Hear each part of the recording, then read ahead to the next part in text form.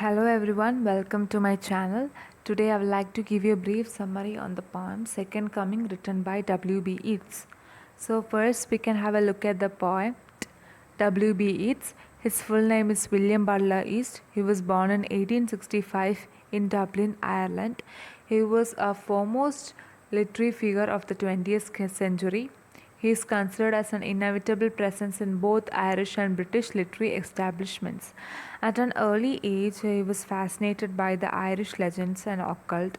Occult means mystical and supernatural elements, and these were the main themes which are featured in the first phase of his poetic career, and this phase is known as the Celtic Twilight period. Later on, his poetry grew more physical and realistic, renouncing the transcendental beliefs of his youth. So, transcendental is a word derived from transcendentalism, and this was a philosophical movement in late 1820s and 1830s. So, W.B. Yeats, when he was young, he was a follower of transcendentalism, but later on, he decided to renounce it. He was also one of the key figures who founded the Abbey Theatre, and this helped in strengthening the spirit of Irish nationalism and promotion of Irish culture. He was the first Irishman to receive the Nobel Prize in Literature in 1923. Now we can have a look at the poem. The title Second Coming denotes the second coming of the Jesus Christ, which is said in the Bible. The poem is considered as a modern poetry. It depicts the end of Christian era and the beginning of the Barbarian era. This poem was written in 1919, the time when World War I was going on. So, Yeats has seen several atrocities around him, such as mass killings, diseases, and death, and this made him believe that there is no concept of morality. Instead, the one who believes in doing the wrong things were the one who gets more benefited than the people who are innocent at that time. Now we can have a look at the lines. Turning and turning in the widening gyre, the falcon cannot hear the falconer. So in these lines, the gyre here denotes the spiral that widens on going up and down. The falcon here denotes the Christian era. The falconer here denotes the people. So the poet says that as the years pass on, the gap between the Christianity and the people are increasing.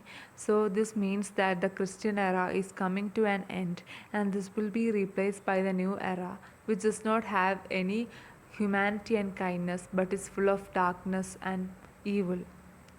The things fall apart, the sender cannot hold. Mere anarchy is loosed upon the world. So, in these lines, the things here denotes the feelings which are uncontrollable due to his greed, and the sender denotes man's intellect. And the poet says that as the man's intellect is not given importance, means at that time during the World War I, the intellectual people were not given importance. So due to this reason, anarchy is full in the world. That is a state of disorder. Anarchy means a state of disorder is completely prevailing over the world. The blood dimmed tide is loosed, and everywhere the ceremony of innocence is drowned. So the blood is flowing as there was World War at that time, and there was mass killing, murders, and death, and many innocent people are losing their lives, and their blood is flowing like a stream. Also, there is no appreciation. There was no appreciation of the innocence. He says that that is the poet says that it is the innocent people who are losing their lives, also they are not glorified. The best lack all conviction, while the worst are full of passionate intensity. So he says that the best people at that time, that is the intellectual people, the intellectual men, were not given importance, but those people who are passionate, that is, who are more passionate in doing evil things, were enjoying their lives. So now we can look at the stanza 2. Surely some revelation is at hand. Surely the second coming is at hand. The second coming. So in this line, the poet stresses the idea of second coming 3 times, and this shows that he is eager for Jesus Christ's coming. And in this line he says that surely a revelation will be happening, that is the second coming of Jesus will happen soon, so that this evil doings will not prevail for a long time. Hardly are those words out when a vast image out of Spiritus Mundi troubles my sight. So he says that he sees the image from Spiritus Mundi, and the poet is struggled, that is, the poet is troubled by seeing it. A shape with lion body and the head of man, a gaze blank and pitiless as the sun, is moving its slow thighs, while all about it reel shadows of the indignant desert birds. So the image which was feared by the poet is none other than the Sphinx, which is a mythological creature. It has the head of a man and body of the lion. It is pitiless and has no sympathy, and this is similar to that of the condition of the people during the First World War. At that time, people had seen so many murders and killings that they were not affected by seeing the others suffering in misery and sorrow.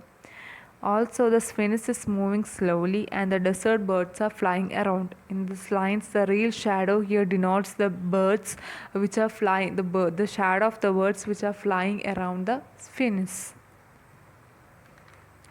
Next line, the darkness drops again, but now I know that 20 centuries of stony sleep were vexed to nightmare by a rocking cradle. And what rough beast, its hour come round at last, slouches towards Bethlehem to be born.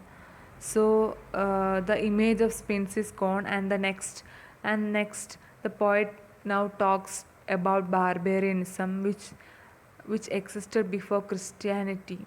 And during the Christian era, as the poet says in these lines, the barbarianism was deep sleep, and now it is awakened, and this denotes that a new era is about to begin, which is characterized by hypocrisy, murder, and so on.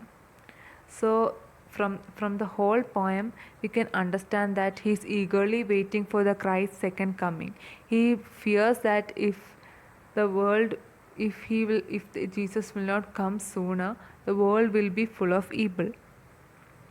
So that's it. I hope you understood the topic. If you have any doubts or if you want to share your point of view about the poem, you can comment down below. Also, don't forget to subscribe and hit the bell icon so that you will not miss my contents. See you soon in the next video. Bye.